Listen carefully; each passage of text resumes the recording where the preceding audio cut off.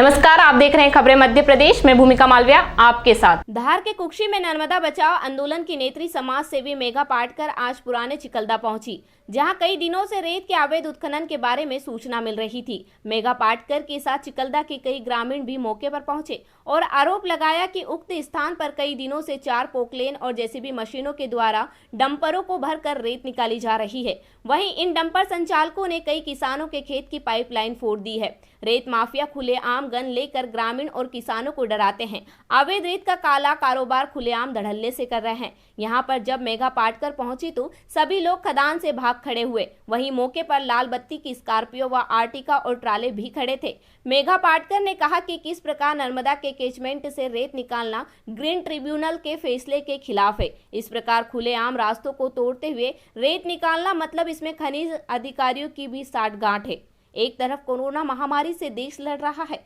और दूसरी तरफ इस प्रकार का कारोबार खुलेआम इनकी छवि को दर्शाता है। अगर जल्द अवैध उत्खनन पर कार्यवाही नहीं हुई तो आगे परिणाम और भी भयंकर होंगे। वहीं प्रदेश के मुख्यमंत्री शिवराज सिंह चौहान मां नर्मदा के आंचल को झनी करने वालों के खिलाफ कोई ठोस कार्यवाही नहीं करवा पा रहे हैं। तो पूनम पटेल बड़वानी के जो आज के जो प्रभारी मंत्री है बड़वानी के, उनके रिश्तेदारों में से कोई है जो ये रेत खनन चला रहा है। और जो वहाँ पोकलेन मशीन चल रही थी, जेसीबी मशीन चल रही थी, जो हम आते ही एक एक भाग गए वाहन, और जो वाहन वहाँ अटके पड़े थे उसकी हमने जांच पूछताछ से की तो वही निकला है कि ये लोग रात को खनन कर रहे हैं और इससे ये नर्मदा ख़त्म कर रहे हैं।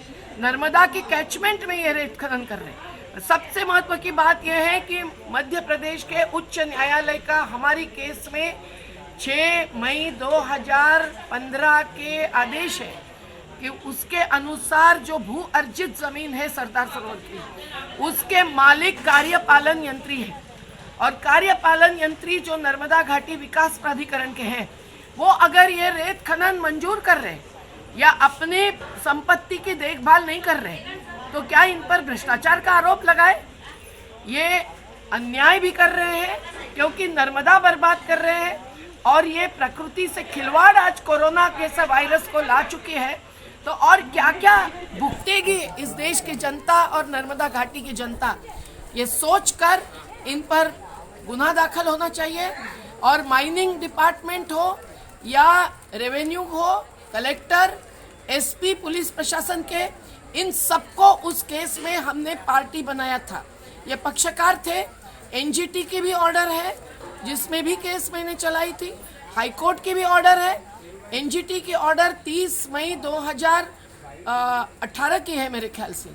तो इन सब का उल्लंघन है। और सुप्रीम कोर्ट की 27 फरवरी 2012 की ऑर्डर है दीपक कुमार विरुद्ध हरियाणा सरकार के केस में, जिसके अनुसार जहां भी पानी जमता है वहां रेत खनन नहीं हो सकता है।